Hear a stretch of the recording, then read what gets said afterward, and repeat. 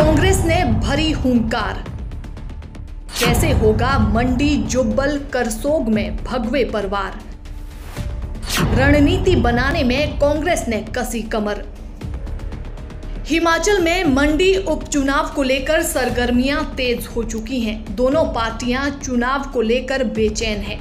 किसी का mission repeat का सपना तो किसी का 2022 के चुनावों को देखते हुए सत्ता पर काबिज होने का सपना। लेकिन उससे पहले मंडी में होने वाला उपचुनाव 2022 के चुनावों की दिशा और दशा दोनों निर्धारित करेगा, जिसके लिए दोनों मुख्य पार्टियों ने कमर कस ली है। तैयारियां जोरों शोरों पर है। सबसे पहले अगर हम बात करें कांग्रेस पार्टी की, तो प्रदेश कांग्रेस पार्टी के प्रभारी संजय दत्त लगातार उपचुनाव की तैयारियों को लेकर पार्टी के भीतर न सिर्फ कार्यकर्ताओं के साथ मिलने का काम कर रहे हैं, बल्कि बड़े नेताओं में आपसी तालमेल बनाने के लिए भी प्रयास करते नजर आ रहे हैं।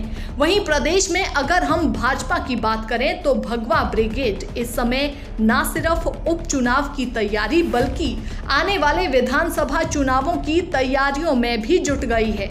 इसके लिए लगातार भाजपा के भीतर बैठकों का दौर जारी है। अगर हम भाजपा के नेतृत्व की बात करें तो उसको लेकर भी अब स्थिति स्पष्ट हो गई है कि अगला मुख्यमंत्री चुनावों के नतीजों के बाद ही घोषित होगा। इस स्थिति में अगर बात कांग्रेस की करनी हो तो कांग्रेस की स्थिति भाजपा से बिल्कुल अलग है। कई गुटों में बंटी पार्टी खुद को एकजुट दिखाने का प्रयास तो जरूर कर रही है, लेकिन भाजपा जिस प्रकार पूरे देश में कांग्रेस के बीच भीतर घात करती नजर आ रही है, ऐसी स्थिति में हिमाचल में कांग्रेस का हाथ कितना मजबूत होगा, ये एक बड़ा सवाल है। लेकिन इन सब के बीच में इतना तो तय है कि संजय दत्त जब से हिमाचल प्रदेश के दौरे पर है, पार्टी नेताओं में काम करने की गति बढ़ चुकी है। और जो नेता बिल्कुल निष्क्रिय होकर अपने घरों में बैठे थे और चुनावों के लिए अंतिम 6 महीनों का इंतजार कर रहे थे, अब वे सभी चेहरे कहीं ना कहीं अपने अपने विधानसभा क्षेत्रों में तो सक्रिय नजर आने लगे हैं। लेकिन इन सब के बीच सबकी निगाहें आने वाले मंडी लोकसभा के उपचुनाव और जुब्बल व फतेहपुर के विधानसभा के उपचुनाव के ऊपर टिकी हुई है कि कांग्रेस पार्टी से कौन चेहरे इन चुनावों में होंगे। संजय दत्त, जो कि हिमाचल प्रदेश के सह प्रभारी है, लगातार न सिर्फ इन विधानसभा क्षेत्रों और लोकसभा में दौरा कर रहे हैं, बल्कि हर कार्यकर्ता जिसका कोई वजूद अपने अपने इलाके में है, उनसे मिलकर पार्टी को किस तरह से मजबूत करना है उसके लिए भी काम करते तो नजर आ रहे हैं। लेकिन सूत्रों के अनुसार इस बात की भी खबर है कि पार्टी के भीतर लगातार चर्चा बनी हुई है कि वीरभद्र सिंह के बाद अगला नेता कौन होगा, बल्कि अपने अपने तरीके से दावे भी किए जा रहे हैं। ऐसी स्थिति में कांग्रेस पार्टी की मौजूदा स्थिति पर भी सवाल उठता नजर आ रहा है, क्योंकि भाजपा का दावा है कि कांग्रेस से बड़ी संख्या में पलायन होने वाला है। इन सब के बीच में अब ये देखना होगा कि शिमला में हुई 5 नेताओं की बैठक और उसके बाद प्रेस कॉन्फ्रेंस और उसके बाद भी कुछ नहीं, या ये कहें कि कहीं ना कहीं भीतर की राजनीति जारी है।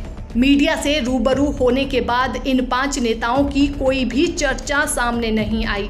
अगर जहां तक परिवारवाद की बात करें तो शायद ही इस बार के चुनावों में ये मुद्दा हो, क्योंकि एक तरफ जहां कांग्रेस पार्टी फतेहपुर से अपना टिकट लगभग तय कर चुकी है और भवानी पठानिया को परिवारवाद के तहत टिकट देने जा रही है, वहीं दूसरी तरफ भाजपा के ऊपर भी जुब्बल कोटखाई में चेतन बरागटा को टिकट देने का दबाव लगातार बना हुआ है। ऐसे में परिवारवाद को लेकर दोनों ही दल अगर इसी तरीके से टिकट देते हैं तो बैकफुट पर नजर आ सकते हैं। कांग्रेस पार्टी के लिए ये चुनाव आने वाले विधानसभा चुनावों से ठीक पहले संजीवनी का काम कर सकता है। अगर हम दोनों ही पार्टियों के बीच समीकरण की बात करें तो कांग्रेस पार्टी के पास बड़े चेहरे चुनावी मैदान में होंगे। एक तरफ जहां रोहित ठाकुर जो जुब्बल कोटखाई से पूर्व विधायक भी हैं और इलाके का बड़ा नाम माना जाता है, वहीं दूसरी तरफ भवानी सिंह पठानिया भी कांग्रेस पार्टी का ऐसा चेहरा है जिसे किसी परिचय की आवश्यकता नहीं है। इस कड़ी में अगर हम भाजपा की बात करें तो भगवा के ऊपर कांग्रेस पार्टी जरूर उम्मीदवारों को लेकर भारी पड़ती नजर आ रही है। अगर हम मंडी लोकसभा उपचुनाव के उम्मीदवारों के नाम की चर्चा करें तो यहां पर जरूर कांग्रेस को दिक्कत का सामना करना पड़ रहा है, क्योंकि ठाकुर कौल सिंह विधानसभा चुनावों में जाएंगे। ऐसे में कोई बड़ा नाम कांग्रेस पार्टी के पास नहीं है।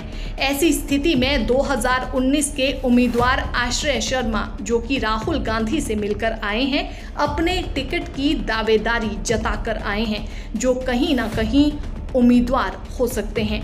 वहीं कांग्रेस के प्रदेश अध्यक्ष निगम भंडारी भी लगातार अपनी दावेदारी जताते नजर आ रहे हैं। अब इस स्थिति में देखना ये होगा कि भगवा ब्रिगेड जिस तरह से चुनावी मैदान में उतरी है, ऐसी स्थिति में कांग्रेस का पंजा भगवा के ऊपर किस तरह से अपना कब्जा जमाएगा, क्योंकि मुख्यमंत्री जयराम ठाकुर के लिए भी यही चुनाव किसी अग्नि परीक्षा से कम नहीं है।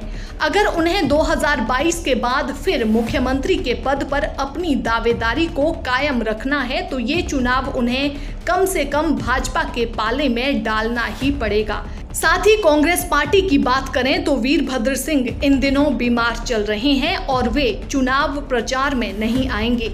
ऐसे में युक्त मोर्चा कांग्रेस पार्टी का चुनावी मैदान में दिखेगा, जिसमें ठाकुर कौल सिंह एक बड़ा चेहरा हो सकते हैं। उसके बाद कांगड़ा जिला से जीएस बाली, रामलाल ठाकुर, विधायक आशा कुमारी, नेता विपक्ष मुकेश अग्निहोत्री, पूर्व प्रदेश अध्यक्ष ठाकुर सुखविंदर सिंह सुक्खू और पूर्व मंत्री सुधीर शर्मा, ये वे नाम कांग्रेस पार्टी के हैं जो समीकरणों को कांग्रेस के पक्ष में बदलने का मादा रखते हैं। लेकिन आपसी गुटबाजी का शिकार कहीं ना कहीं ये सब नेता भी नजर आते हैं। खैर, अब देखना ये होगा कि आने वाले उपचुनावों में किस तरह से संजय दत्त इन सभी नेताओं को मोर्चे में फिट करेंगे, क्योंकि वीरभद्र सिंह की अनुपस्थिति में कहीं ना कहीं विक्रमादित्य भी महत्वपूर्ण रोल निभा सकते हैं। ऐसे में उनकी अनदेखी भी आसानी से नहीं की जा सकती है।